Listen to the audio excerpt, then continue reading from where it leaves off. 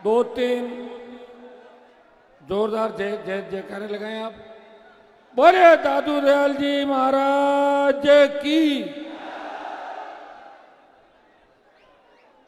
बैराणा धाम की, नरेणा धाम की, तेजाजी महाराज की, रामसा पीर की, शंकर भगवान की, बजरंग बली की, और तमाम जो मंच पे साधुगण बैठे हैं, हमारे अलग अलग राजस्थान के इलाकों से पधारे हुए,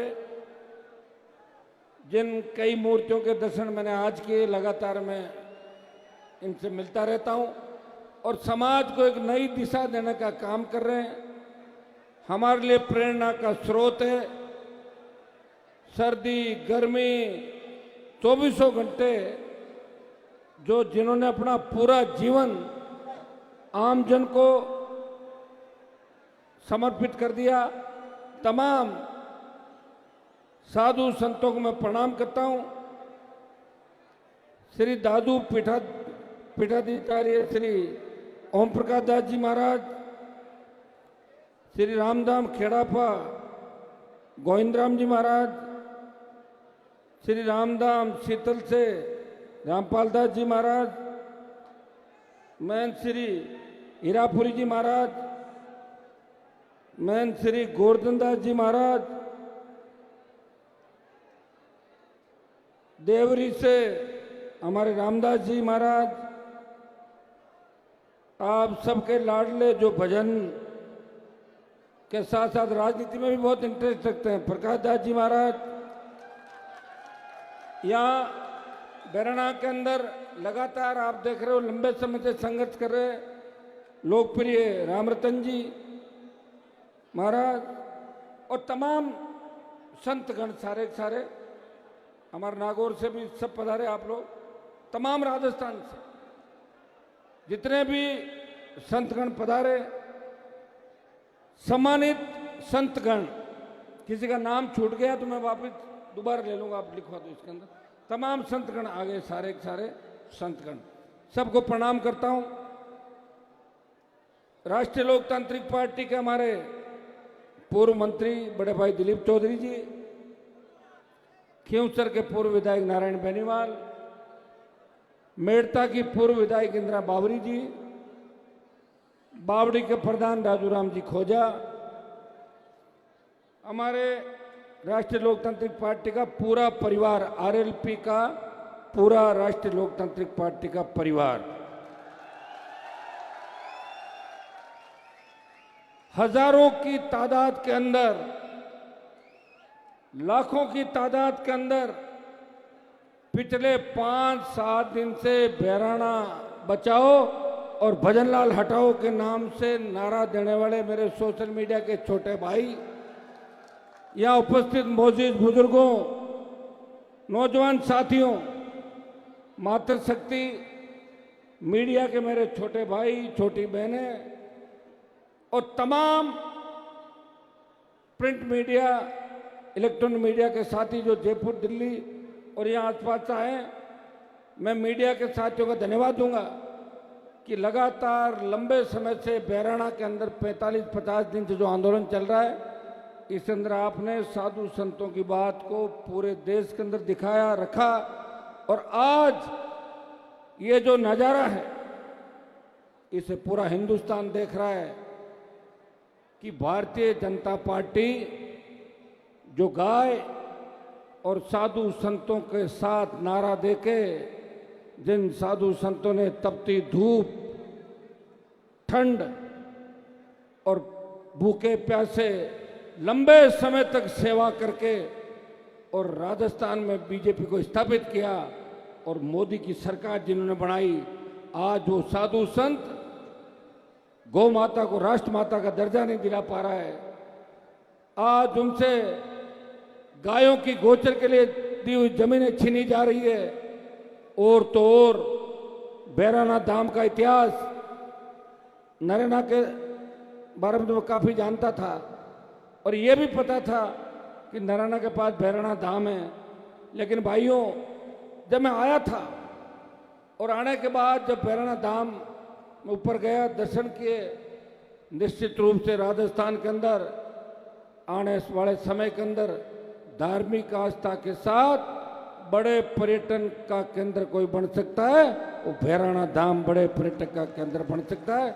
और भैरवनाथ को बचाने के लिए राष्ट्रीय लोकतांत्रिक पार्टी तमाम राजस्थान के जवानों की, किसानों की फौज और दादूपंथी हमारे जितने भी भाई है, दादू दयाल जी को मानने वाले उनके भक्तों के साथ साथ तमाम राजस्थान की 36 कौम इस भैरवनाथ धाम के अंदर साधु संतों ने जो आंदोलन किया है, इस गौ माता की जो जमीन थी, किस तरह कोडियों के भाव, प्रदेश के उप मुख्यमंत्री और उसके 3-4 साथियों की जमीन की कीमतें बढ़ाने के लिए जमीन आवंटित कर दी, फर्जी तरीके से आवंटित कर दी। मैं सरकार को चेतावनी देना चाहता हूं, जल्दी से इस आवंटन को निरस्त करें, नहीं तो ऐसा नहीं हो भजनलाल जी कि भैरवनाथ के चक्कर में आपकी छुट्टी तो होने वाली है, आज रात को सुबह छुट्टी हो जाए, इस बात का ध्यान रखना। आज हम यहाँ भाषण देने नहीं आए, ऐसा नहीं भाषण दिया, जीवन दिए, चल दिए। आज भजनलाल जी आपको सोने देंगे आराम से, आपकी पूरी सरकार को और राजस्थान की पूरी पुलिस को। अभी हम आह्वान कर रहे हैं, जब भाषण समाप्त हो जाएंगे, महाराज से परमिशन लेके कूच करेंगे राजधानी की तरफ, इस राजस्थान की राजधानी को घेरेंगे और लोकतांत्रिक तरीके से मैं तमाम राजस्थान के मेरे भाइयों से आह्वान करता हूं, जब हम कूच के लिए निकले अपने अपने गांव से, पूरे राजस्थान के अंदर जिनके नजदीकी हाईवे सड़क जहां भी पड़ती है, वो अपने अपने गांव से उस तरफ कूच करें। ये भजन, जब घी सीधी उंगली से नहीं निकलता है तो उंगली टेढ़ी करनी पड़ती है। और भजनलाल को तो वो उपाधि आप दे दो जो मूर्खों का सबसे बड़ा राजा होता, मूर्खाधिराज। आज राष्ट्रीय लोकतांत्रिक पार्टी की तरफ से साधु संतों के सानिध्य में मैं भजनलाल जी को उपाधि देता हूं कि जितने भी मूर्ख हैं उनके वो राजा है और वो मूर्खाधिराज है। अब कोई हम भजनलाल से सेटिंग करेंगे चलने वाले नहीं है। हम कोई शेखावटी को कांग्रेस के नेता नहीं है जो रात को जाके मिले, दिन में बड़बड़ भों भों करे। सीधी लड़ाई होगी, आर पार की लड़ाई होगी, या तो मूर्खाधिराज समझ जाएंगे और इन साधु संतों की मान लेंगे, क्योंकि साधुओं से जो भी टकराया उसका अस्तित्व खत्म हो गया। मैंने बड़े बड़े नेताओं को साधुओं के कदमों में पड़े हुए देखा है। और ये सीधा सीधा जिस तरह वो शिखर अग्रवाल, जिसके चरित्र को लेकर पूरी दुनिया जानती है, ऐसे चरित्रहीन व्यक्ति को जो भजनलाल को चलाता था, शिखर, उसकी पूरी टीम, तमाम वो अधिकारी राजस्थान के अंदर, तमाम मंत्री जो अखंड भ्रष्टाचार के अंदर डूबे हुए हैं, ये भजन सरकार है। और ये मूर्खों की जो कैबिनेट है इनके मूर्खाधिराज और मूर्ख जो समझ नहीं पा रहे हैं कि लाख की संख्या जब चलेगी राजधानी की ओर, तब मूर्खों तुम कहां छुप जाओगे राजधानी में, यह भी तुम्हें सोचने की आवश्यकता है। कांग्रेस पार्टी नहीं बोलेगी, कांग्रेस को तो वोट नहीं है ना। अगर यहां वोट होता, अशोक गहलोत पायलट सारे आ जाते आपके पास। जहां वोट की जरूरत हो कांग्रेस आ जाएगी। जहां पर्दा डालना है बीजेपी के पापों पे, कांग्रेस के पापों पे पर्दा डालना है, वसुंधरा, भजनलाल, दूसरे लोग, भाइयों जो हाहाकार मच रहा है इस प्रदेश के अंदर, कौन रखवाली करेगा बताओ मुझे। पहले कांग्रेस ने पेपर लीक किए राजस्थान में, और जब कांग्रेस लीक करते करते थक गई तो भारतीय जनता पार्टी के नेताओं के इशारे पे नीट के पेपर आउट हो गए और हमारे बच्चों ने सुसाइड किए। सीनियर का जो एग्जाम करा रहे सीबीएसई का, एआई से कॉपी जचवाएंगे, उसके अंदर कितने बच्चों ने सुसाइड किया। किस दिशा में देश जा रहा है, किस दिशा में प्रदेश जा रहा है, आखिर कौन चिंता करेगा इस प्रदेश की। खुद के घर की तो चिंता सब करते हैं, अपनी टिकट की चिंता करते हैं, पैसा खाने के बाद 5 साल उस पैसे को पचाना, विदेशों में यात्राएं, होटलें, फार्म हाउस, और उसके बाद 4 महीने पहले आके कि भाषण बड़े बड़े, विधानसभा में आरोप लगाना और रात को उनके कदमों में जाके पड़ जाना, ये धंधा चला है राजस्थान के अंदर। और इसीलिए राजस्थान में तीसरी ताकत खड़ी नहीं हुई। और जब तीसरी ताकत खड़ी हुई, उस ताकत से घबरा के अशोक गहलोत और सचिन पायलट और इनके प्रदेश अध्यक्ष ने 7 उपचुनाव में 7 टिकट भजनलाल के घर जाके दे दिए। आप बांट दो जो बांटना है, हमारी तो वैसे भी इज्जत नहीं, जमानत जब्त हुई तो क्या फर्क पड़ जाएगा। और 3-4 की जमानत जब्त हुई थी, तो पता है सारी बातों का। यह कब लगेगा पता लगा हुआ है ना भाइयों। अब की बार हमने कांग्रेस से अलायंस किया।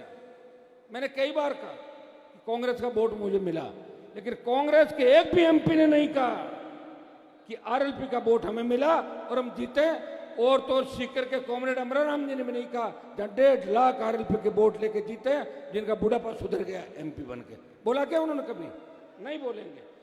देखिए नौजवानों, कई तरह की बात आएगी, कई तरह के लोग प्रलोभन दिए जाएंगे। एसआई भर्ती का उदाहरण देख लो। जो लोग बड़ी बड़ी डींगे आंक रहे थे, वो सुप्रीम कोर्ट, हाई कोर्ट और डबल बेंच के समय बच्चों से बोले जाओ हनुमान के पास, हमारा क्या लेना देना। और हनुमान बेनीवाल पे तेजा जी की कृपा है कि सुप्रीम कोर्ट से भी एसआई भर्ती को रद्द करा के 600 फर्जी थानेदारों को, 600 लुटेरों को घर भिजवा दिया। मेरी एक आदत है, जिसके पीछे पड़ता हूं उसको दिन में तारे दिखा देता हूं। इतने नेताओं को ठीक किया मैंने, मेरे खुद के पास सूची नहीं अभी तक। आज जीत में कई लोग कह रहे हैं हनुमान जी खींवसर की सीट हार गए, क्या फर्क पड़ रहा है? कौन सा मैं कोई सीएम बन जाता खींवसर की सीट जीत के? जीते तो 1 सीट हो जाती।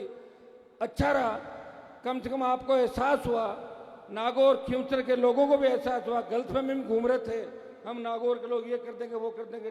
डाक की 3 पात 1 लाख वोट होते हुए ऐसे भैंस वाले को वहां जिता दिया मेरे सामने। कितनी बड़ी बेइज्जती कराई बताओ मुझे। ऐसे देसी वेद तो कहीं मिल जाएंगे, लेकिन हनुमान बेनीवाल मिलेगा क्या हमेशा आप लोगों को? इसीलिए मैं कह रहा हूं मेरे भाइयों, मैंने तुम्हारा सम्मान प्रदेश के अंदर नहीं, इस देश के अंदर बढ़ाया। जब मैं गया था 19 के अंदर, तब दिल्ली में लोग कहते थे कि राजस्थान के लोग कुछ नहीं कर सकते, ये 3 टाइम खाना खाते हैं और सो जाते हैं। यही राजस्थानियों ने किया है। यूपी, बिहार, पंजाब और हरियाणा का नेता कहते थे एक दूसरे की बात जरूर चुगली इधर की उधर कर ली, ये नेताओं का धंधा है। चप्पल उठा लेते हैं, किसी को खाना दे देते हैं, ये राजस्थान के नेता। मैंने कहा मैं उनमें से नहीं हूं। और 19 से जब 26 आया, तब देश में बात चली। जब देश का किसान मोदी की तरफ देख रहा था, कितने किसान के बेटे थे, मेरे समाज के कितने मंत्री थे, उन किसानों की मदद करने कोई नहीं आया। जब किसानों ने पुकारा, तेजा जी का भक्त हनुमान बेनीवाल मोदी की सत्ता को ठोकर मार कर अपने भाइयों के साथ आया और राजस्थान का सम्मान बढ़ाया। जब सेना को ठेके पे दे दिया, कोई नहीं बोला। मैंने कहा मेरे भाइयों के सम्मान में लड़ूंगा। 2 लाख की जोधपुर में रैली करी और तमाम जगह आपने देखा होगा झंडे के साथ लोकसभा, कोई सी भी रैली, अग्निवीर को समाप्त कराएंगे, मेरे भाइयों का सेना का सम्मान लौटाएंगे। इस देश के अंदर सेना, पैरामिलिट्री फोर्स और पैरामिलिट्री के पुलिस के सादत देने वाले बच्चों की कोई अगर सादत की शहीद का दर्जा देने की बात करता है, नागौर का सांसद पैरामिलिट्री और मिलिट्री की पीड़ा समझता है। जब देश की पहलवान बेटियां न्याय के लिए भटक रही थी, उन्हें न्याय दिलाने हरियाणा, राजस्थान, उत्तर प्रदेश के कांग्रेस, बीजेपी के हमारे समाज के नेता नहीं गए। अगर पहला व्यक्ति गया, तेजा जी का भक्त हनुमान बेनीवाल गया, उस बाहुबली के छक्के छुड़ा दिए और उसको चुनाव से वंचित करा दिया। भाइयों, आवश्यकता है राजस्थान को बदलने की। मुझे पीड़ा होती है। 18 के अंदर मेरे संघर्षों का एक परिणाम था, मेरी हुंकार रैलियों का परिणाम था कि डरी हुई वसुंधरा ने स्टेट हाईवे टोल फ्री किए, 50,000 का कर्जा माफ किया, 5 horse पावर बिजली फ्री की और 50,000 नौकरियां आखिरी साल में आरएलपी की हुंकार की वजह से, आपकी हुंकार की वजह से वसुंधरा को डरा के किया था। आज भी आप देख लो, इस प्रदेश में लड़ता हुआ कोई दिखेगा आप देखिए। कांग्रेस जिसका बहुत बड़ा इतिहास है, पैसे की कमी नहीं, फिर भी यूथ कांग्रेस का चुनाव करा के आरएलपी के बच्चों से सहयोग मांग रही कांग्रेस पार्टी। आप हमारे लिए सदस्य बना दो, वापिस आरएलपी में ले जाना, हम अध्यक्ष बन जाएंगे। इस तरह कांग्रेस पार्टी की। और पर बच्चे से कितना पैसा लेना? 100 रुपया, 75 रुपया। ये लूट खसोट चल रही है। और जिनका राजा जैसा होता है वैसी पार्टियां होती है। और कांग्रेस के राजा यहाँ तो 4 है और रानियां कितनी मुझे नहीं पता, लेकिन दिल्ली में भी राजा इनका समझदार नहीं कांग्रेस का। इसीलिए मोदी की सरकार आ रही है। बंगाल में खाता भी नहीं खुला था। खुला था क्या कांग्रेस पार्टी का? 0। ऐसे 20 स्टेट होंगे 0 0 0 0 0। इसलिए तो हमें भुगतना पड़ रहा है मेरे भाई। दुर्भाग्य से मैं इनके साथ खड़ा हूं। ये बेचारे जब तकलीफ है तो कांग्रेस के लोग मुझे पुकारते हैं, हनुमान जी आप हमारी मदद करो, हमने आपकी खिलाफत की राजस्थान में, लेकिन मोदी के खिलाफ आप भी हो, हम भी हैं, एक साथ बैठते हैं विपक्ष से, ले जाओ मुझे कहाँ ले जाना है, तैयार हूं मोदी के खिलाफ। ऐसी हिम्मत अगर किसी के अंदर है, वो आपके सांसद के अंदर हिम्मत है, जो एक बार आगे बढ़ जाता है उसके कदम पीछे नहीं हटते। सामने तोप हो तलवार। वसुंधरा राजे का आतंक अगर राजस्थान में खत्म किया, उसकी गिग्गी बांधी थी वसुंधरा की, वो नागौर के सांसद ने वसुंधरा का जुल्म और आतंक राजस्थान में खत्म किया। लेकिन मुझे क्या पता कि वसुंधरा का आतंक खत्म करने के बाद ये भजनलाल पैदा होगा। मैं कभी ये काम नहीं करता।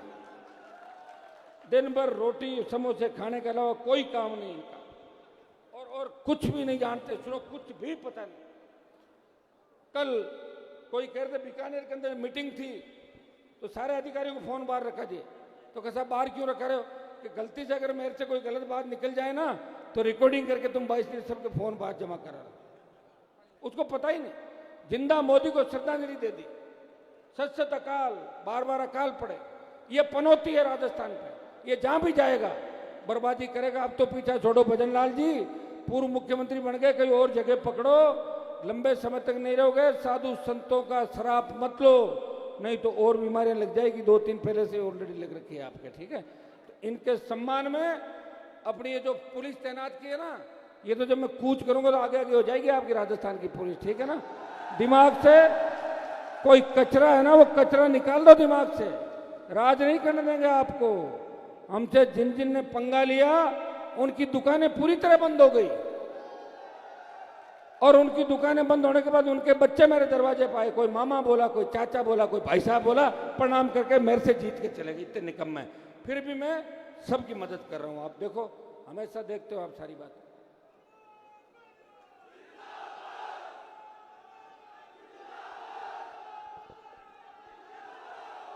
आज बंगाल के अंदर मैं बंगाल के मुख्यमंत्री का बयान पढ़ रहा था।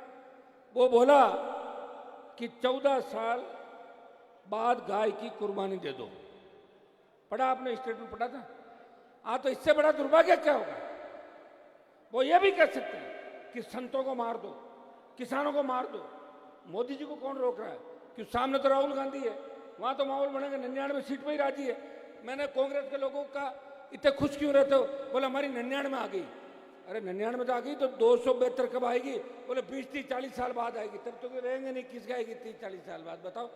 जिस पार्टी के अंदर कोई विजन नहीं, जिस पार्टी के नेता को पता नहीं, जिस पार्टी का नेता ये कहता है कि मुझे समझो, मैं 29-33 की लड़ाई नहीं लड़ रहा हूं, मैं 47 प्रदेश को 47 में जिंदा रहोगे जब करोगे ना। उम्र कितनी हो गई खुद की? इससे बढ़िया तो शादी करो, बच्चे हो जाए बड़े, बुढ़ापे में बच्चे भी ढंग के नहीं होंगे। मैं बता रहा हूं आपको, दिक्कत हो जाएगी आपके, ठीक है ना भाइयों। आज जो बैरानाथ से हुंकार हम लोगों ने भरी है, उसके बाद अगली हुंकार रामगढ़ बांध को ठीक करने की होगी। खेजड़ी बचाने के लिए विष्णोई समाज, जो हमारा ही समाज, हमारा ही भाई है, जिनका डीएनए का रिश्ता है, विष्णोई जाटों से बने थे 99%, उन्होंने खेजड़ी बचाने का आंदोलन किया। लोकसभा में मैंने 15 लोगों के हाथ में खेजड़ी का पकड़ाया। मैंने कहा आप धरना दो, तो कई लोग तो खेजड़ी के बारे में जानते ही नहीं। मैंने कश्मीर के सांसद को पकड़ा दिया, वो कह रहे खेजड़ी है खिचड़ी है। मैंने कहा खिचड़ी नहीं, खेजड़ी है महाराज। तो बोले लाओ पकड़ा, तो मैं आपके साथ खड़ा हो जाता हूँ। फिर भी हम खेजड़ी के लिए लड़ रहे हैं। सरकार ने क्या किया? एक मंत्री को भेजा, वो दलाल जाके क्या बात करके आया, ऐसी की तैसी कर दी। विधानसभा के अंदर बात भी नहीं चली कि खेजड़ी के लिए कोई कानून लाया जाएगा। कांग्रेस मौन, रोम जल रहा था, नीरव बांसुरी बजा रहा था। मोदी जी को कोई मतलब नहीं। अभी मोदी जी की इटली यात्रा देखी होगी आपने, मेलोडी चॉकलेट खिला रहे थे भाइयों, और लोगों को कह रहे हैं यात्रा मत करो भाई बहनों, बाहर मत जाओ। तो कहाँ जाएंगे? खुद तो खाए बैंगन और बाबा जी, और लोगों को बोले बैंगन मत खाओ पेट दुखेगा। तो कितनी गलत बात। और डीजल पेट्रोल कितने पैसे दे रहे हो आप लोग? 100 रुपए। सुनिए मेरी बात, 2014 के अंदर जब वो सम्मिलित खिचड़ी सरकार थी यूपीए की, तब तेल के भाव थे 60, 62, 65, 55। तब अंतर्राष्ट्रीय बाजार में क्रूड ऑयल की कीमतें कम थी और अब ज्यादा थी, और अब उससे कम है क्रूड ऑयल। उसके बाद भी तेल कितना है? 110, 112, 115। टोल टैक्स, प्रधानमंत्री और इनके मंत्री कहते हैं कि टोल माफ नहीं होगा, पेट्रोल डीजल के पैसे भी देने पड़ेंगे और डीटी ऑफिस में रजिस्ट्रेशन का पैसा भी देना पड़ेगा। और ये और कहते हैं कि ढाबे पे खाना खाओगे तो ढाबे का और 5 स्टार का टोल तो देना ही पड़ेगा अगर अच्छी सड़कों पे चलोगे। और जब हमारे पैसे से ही सारी सड़कें बना रहे हो तो सरकार क्या कर रही है वो तो बता दो आप। देश में धन्ना सेठों का 25 से 30 लाख करोड़ का कर्जा माफ किया कांग्रेस बीजेपी ने, लेकिन राजस्थान के किसान का 30,000 करोड़ का कर्जा, 30 लाख 34 लाख करोड़ का कर्जा पूरे देश के किसान का है। सरकार चाहे तो एक दिन के अंदर 1 मिनट में देश के किसान का कर्जा माफ कर सकते हैं। जिस तरह चौधरी देवीलाल जी ने 10,000 का कर्जा 1990 के दशक के अंदर मूल कर्जा माफ किया था, जिस तरह चौधरी चरण सिंह जी ने तमाम किसान जातियों को साथ लेकर आर्थिक स्थिति उनकी कैसी मजबूत हो ये बात कही थी। दुर्भाग्य से देश की सरकार में हमारा कोई ढंग का मंत्री नहीं, अगर एक आध मंत्री कोई है तो उनके पास बेचारों के पास डिपार्टमेंट नहीं, फाइल नहीं आती, कोई नहीं पूछता, सुबह शाम घूमते रहते हैं और ज़्यादा से ज़्यादा लोगों को चाय नाश्ता करा दो, इसके अलावा सामान उनके पास नहीं। लोकसभा अध्यक्ष रहे, जो समाज इस दो देश में 100 से ज़्यादा लोकसभा सीटों को प्रभावित करता है, तो सबसे ज़्यादा ताकतवर मजबूत है। अगर उस समाज की स्थिति ऐसी है तो बाकी लोगों की कैसी होगी ये अंदाज आप लगा लो। ये भारतीय जनता पार्टी के लोग SC, ST, OBC के खिलाफ है, ये साधु संतों के भी खिलाफ है। इनको पता है कि साधु संत अपने आप हमारे साथ जाएंगे, कहाँ जाएंगे, इनके जगह नहीं है। ये तो इनके लोग बोलते हैं। शेखर अग्रवाल ने जिस तरह बकवास करी कि तुम्हारी जमीन है क्या, तुम्हारे उसकी जमीन है क्या, और जिस तरह एक आपके संत आए थे वो लंबे बालों वाले, क्या नाम उनका, जयपुर वाले, क्या गुलकंदचारी क्या, तो वो आए थे और उन्होंने क्या बोला था, ऐसे तेवर जैसे परमानेंट जीतेगा। अरे भैया मैं 6 बार जीत गया, 4 बार MLA, 2 बार MP, ये 1 बार नारायण बन गया, 7 पिताजी में 9-10 बार बन गए। हमारे अंदर तो घमंड नहीं है। और मैं धन्यवाद दूंगा आप सबका कि आज मुझे बड़ी चिंता थी कि गलत समय रैली का आह्वान किया, डोम छोटे लगे, टेंट की व्यवस्था डोम की 3 गुना होनी चाहिए थी। मैंने इंद्र भगवान को कहा कि मौसम ठीक करो, थोड़ा तो ठीक हुआ लेकिन ज़्यादा नहीं हुआ।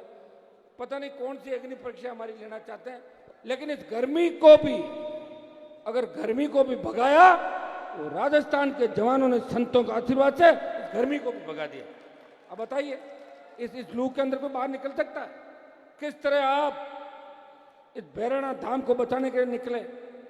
भाइयों, बैराना के अंदर आपकी जीत हो जाएगी, उसके बाद आप देखना कि धीरे धीरे साधु संतों के आशीर्वाद और सानिध्य से राजस्थान में गंदगी को साफ करेंगे। जुलाई अगस्त का महीना आ रहा है, उसके बाद गोवध अगर ये बंद करना चाहते हैं ये लोग तय कर लेंगे। हम पूरी कोशिश करेंगे कि गोवध बंद किया जाए देश और प्रदेश के। गाय को राष्ट्रमाता का दर्जा मिले। और मैं तो ये भी कहूंगा कि ऊंट की प्रजाति जो हमारी है, धीरे धीरे ऊंट विलुप्त हो रहा है। एक व्यक्ति अगर ऊंट पालेगा कितना खर्चा उसका होता है, कितना ऊंट वो खाएगा, बदले में क्या कर सकता हो। तो सरकार को ये करना चाहिए कि हमारी गाय को बचाने के लिए, नागौरी बछड़ा जो विश्व प्रसिद्ध था उसको बचाने के लिए, ऊंट को बचाने के लिए, ऊंट के लिए 2 लाख गाय के लिए 1 लाख रुपया देना चाहिए। जो गाय पालेगा उसको 1 लाख सरकार देगी, अपने आप लोग गाय पाल लेंगे। गौशालाओं के अंदर अनुदान के नाम पर जिस तरह धांधलियां हो रही है, हमारे साधु संत भजनलाल से मिलने गए थे गौशालाओं के साधु संत, तो भजनलाल ने कहा कि आप तो गौशालाओं में चंदा करते हो।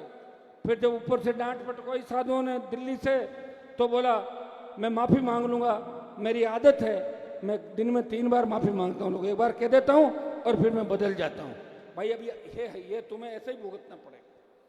मुझे तो शर्म आती है कि मैं कहाँ राजस्थान के अंदर हूँ, यहाँ जहाँ भजनलाल जैसे मुख्यमंत्री हो और कांग्रेस पार्टी और भजनलाल साथ में ठाके लगा के हाथ मिला रहे हैं।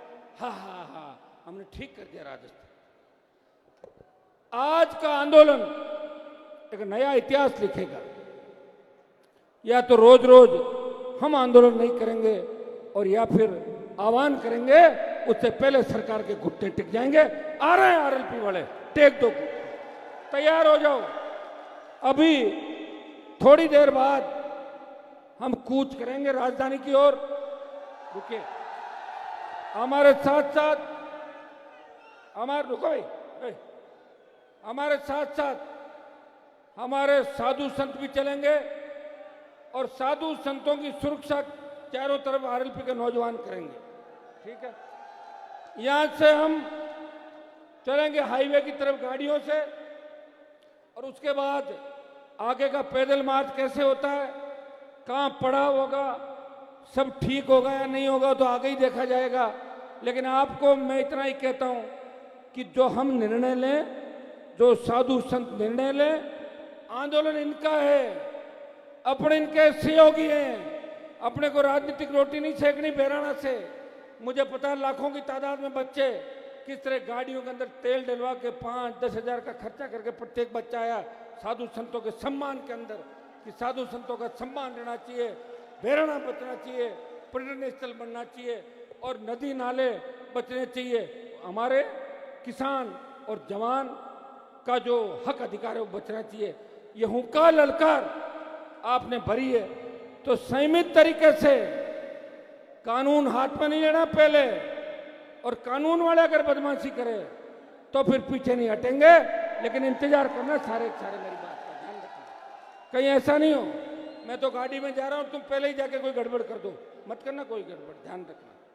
बाद में क्या तुम्हारी दिक्कत है कि पुलिस पकड़ लेती, फिर होने लग जाता मेरी जमानत कराओ, मुझे जेल हो गई, जमानत कराओ, केस लग गया। या तो ये करो, फिर मुझे मत करना, मेरे से हटके अगर कुछ कर रहे हो तो फिर जाओ, छुड़ा लेंगे आपको, ऐसा कुछ नहीं, वो 4-5 दिन लग सकता है। और जीवन में अगर जेल यात्रा नहीं की कोई फायदा नहीं जीवन का। जेल यात्रा गांधी जी ने भी की थी, इंदिरा गांधी को भी जेल, देश के शायद ये भी जेल में रहे थे ना, इनको तो 299 में घोषित किया था कुछ। हाँ, तो बड़े बड़े लोग, वसुंधरा जी नहीं जा पाए, गेलो तो वसुंधरा बच गए, वो हमारी सरकार आएगी जब देखेंगे वापस। भाइयों अभी इधर देखो, इधर में मत करो, अभी रुक जाओ एक बार। अभी मंच से आह्वान करेंगे कि इतनी बजे कूच होगा, वो आह्वान प्रकाश दास जी महाराज करेंगे। सुनिए मेरी बात, समझ रहे हो? उठो मत, कहाँ रवाना हो रहे हो? ज्यादा जल्दी हो रही है क्या कूच की? रुको एक बार हम बात कर रहे हैं। हमारी जो मांगे हैं वो सीधी सी मांगे हैं कि रिको को जो जमीन अलॉट की है उसे निरस्त करें। साधु संतों की इच्छा के बिना आगे भी कभी आसपास कोई कार्रवाई सरकार की नहीं हो। दादू दयाल जी के नाम से परिक्रमा क्षेत्र बन के इसको वन क्षेत्र घोषित किया जाए, पेड़ पौधे लगाए जाए, हमारे जितने पक्षी पशु जो भी थे वो सारी व्यवस्थाएं सरकार करे। ये लंबा चौड़ा ज्ञापन साधु संतों का है। ये आशीर्वाद स्वरूप अगर मूर्खाधिराज की सरकार मानती है ठीक है, नहीं तो फिर भाई अब की बार आज अपने ऐसे नहीं कि यूं चल कर यूं चल दिए। कमजोर दिल वाले हैं वो निकल जाना अंदर एक अंदर, और जो मजबूत है वही मेरे साथ चलना, ठीक है ना? बस कमजोर वाले और जिनके लगातार दवाई गोली चल रही है वो जैसे ही अंधेरा हो अपने अपने गाड़ी में सरक जाना। मैं बता रहा हूँ आपको, क्योंकि कूच में कुछ भी हो सकता है। आज तक हुआ नहीं, वैसे सरकार की हिम्मत नहीं, लेकिन मूर्खाधिराज का कोई भरोसा नहीं। मूर्ख अपने ही लोगों पे, ये फौजमार कप्तान है भजनलाल, अशोक गहलोत, ऐसे लोग अपनी फौज को खाते हैं, समझ गए? तो इन फौजमारों का कोई भरोसा नहीं। ले भाइयों, तैयारी करो, जब यहां से आह्वान हो जाए अपने अपने साथियों में बैठेंगे, हमारी गाड़ियां आगे चलेगी, हम तय करेंगे कि अगला कदम क्या होगा। अगर कोई हमें रोकेगा, बात करेंगे, आराम से मानेगा, ठीक है, नहीं तो फिर अगला कदम होगा।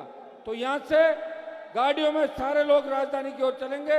1 घंटे का समय सरकार को दे रहे हैं, 1 घंटा सरकार का, और 1 घंटे बाद साधु संत और राष्ट्रीय लोकतांत्रिक पार्टी के नौजवान इस भजनलाल सरकार को, इन मूर्खों की सरकार का इलाज भी कर देंगे और राजधानी में घुस जाएंगे। ये मैं आह्वान करता हूं। जब पहले मत घुसना, एक बार रुको, तुम्हारी जल्दबाजी बहुत होती है। भाइयों, जिस तरह नौजवान, किसान जो तकलीफ के दौर से गुजरा इस देश प्रदेश का, बेरोजगारी की ठोस समस्या के समाधान के ठोस निर्णय कैसे हो सरकार में, किस तरह किसान की कर्ज माफी, अच्छी स्कूल, अच्छे कॉलेज, अच्छे अस्पताल, सिंचाई के साधन, एमएसपी पे खरीद, नौजवानों को रोजगार, कंपनियों में 90% रोजगार, जमीन हमारी जा रही है, कभी भारतमाला के नाम से, कभी रेलवे लाइन के नाम से, कभी कंपनियों के नाम से, मुआवजा कुछ भी नहीं मिल रहा है। बाजार रेट से मुआवजा तय हो, ये हमारी प्रमुख मांगे हैं। और आज की जो हमारी प्रमुख मांगे, ये जो मांगे, आज हम इतनी मांगों को रखेंगे जो साधु संत चाहते हैं। आंदोलन इनका है और सहयोगी हम इनके सेवक हैं। इनके सेवक साधु संतों का सम्मान लौटाएंगे। 50 दिन से धूप में बैठे रहे और किस तरह इन्होंने संघर्ष किया। मुझे दुख होता है कि कांग्रेस और बीजेपी के लोग क्या साधु संतों के खिलाफ हो गए, कि इन्हें संभालने तक कोई नहीं आए। हाँ, आया होगा कोई आसाराम या उसका भाई, दूसरा कोई मौसाराम, बाकी संभालने कांग्रेस के बड़े नेताओं के ट्वीट भी मैंने नहीं देखे। छोटी छोटी बातों पे गहलोत फ्री है, ट्वीट करते रहते हैं, लेकिन साधु उनको याद नहीं आए, क्योंकि उनके मन के अंदर सिर्फ वोट बैंक रहता है। मैं साधुओं के भी लड़ रहा हूँ और तमाम उन जातियों के लिए, तमाम उन धर्मों के लिए जहाँ भी अन्याय अत्याचार होगा। हनुमान बेनीवाल, इस राजस्थान के प्रत्येक धर्म संप्रदाय, जिस तरह दादू जी महाराज ने सारे पंथों को एक किया था, समन्वय किया, हनुमान बेनीवाल राजस्थान के नौजवान को सत्ता में उसकी भागीदारी दिला के सिंहासन पर उसका जब तक कब्जा नहीं हो जाता, अपने भाइयों के लिए, छोटे भाई को लड़ता रहेगा, किसान का सम्मान बढ़ाएगा, कौम का सम्मान बढ़ाएगा और सबको साथ लेके चलेगा। बहुत बहुत आपको धन्यवाद। आगे पीछे मत होना, सारे सुन लेना, सिर्फ कमजोर दिल के लोग ही निकलेंगे, बाकी यहाँ रहेंगे। 1 घंटे बाद यहाँ से हम आह्वान करेंगे, हर आदमी सुने मेरी बात को। 1 घंटे बाद आह्वान होगा, राजधानी की तरफ कूच करेंगे। रुको, कूच का मतलब समझ गए? अपन बढ़ेंगे राजधानी की ओर। आगे राजस्थान की सरकार क्या कदम उठाती है वो आगे देखा जाएगा। जो निर्णय हमारा होगा वो सबको आपको मानोगे ना? ठीक है, बहुत बहुत आपको धन्यवाद। जय हिंद। बहुत बहुत शुक्रिया। मीडिया के साथियों से निवेदन है, कृपया थोड़ा व्यवस्था बनाए रखें। अब एक बार नेताजी मीडिया के साथियों से बात करेंगे और उसके बाद में 2-3 प्रकाश दास जी महाराज के भजन अपन और सुनेंगे। तब तक सरकार को दिया हुआ अल्टीमेटम का टाइम पूरा हो जाता है, या तो सरकार घुटनों के बल आ जाती है, वरना फिर जयपुर कूच अपन को तो करना ही है। मीडिया के साथियों से नेताजी अब मुखातिब होंगे, इसलिए आवाज बिल्कुल नहीं हो।